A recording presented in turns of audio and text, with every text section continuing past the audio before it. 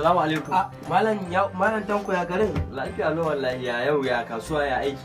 Kasuwa alhamdulillah kasuwa ana ta Naka shago ma ya ƙara baka ku. Wallahi tallahi ka je gari. To ya dama na zo ne akan maganan bashin nan da kake bi na. Oke ka zo a yi masalaha a samu wannan. Zo ka duba dai kaga nawa ma dai kake bi na ma dai a takaice a duba. To bari in dauko littaya ka san da yake abin a rubuce muke yin shi. Gaskiya ne ai saboda tsaro kuma a rinka rubuta.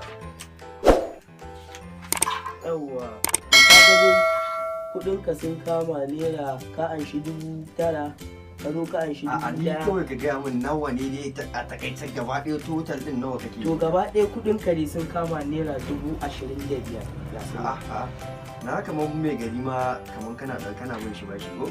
Mai gari ma ga yana da wata 20,000 din shi a kai shi ma. Duki naira 20,000? To da kuɗi na da kuɗin mai gari idan ka haɗa su wuri ɗaya ka lissafa min gaba ɗaya nawa zai kama kenan? Kaga zai kama 45,000 kenan. To 45,000? To a cikin 45,000 din nan a cire naira 21,000 saura nawa?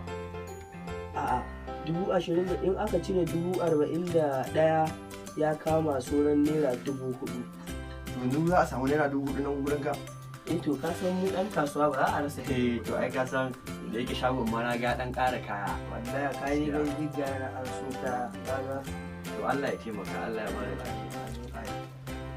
Ga naira 4,000 na baka. To dan haɗa mun da ya alewa nan dan baya. Ina ji. To ba da ya da. Banta 20. Yawwa ma na ji. To shikenan. Lafiya lau. Sai an jima na koyi Alhaji Tanko. To an yi wannan mutum ba Malam Tanko nan kawon ma jaki ne akwai ke. To a wannan ma akwai reni na hau a lamarin nan.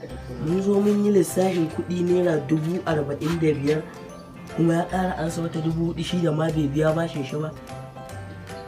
Ka abun ma da kai wallahi da reni ma bari in je wallahi na je. No.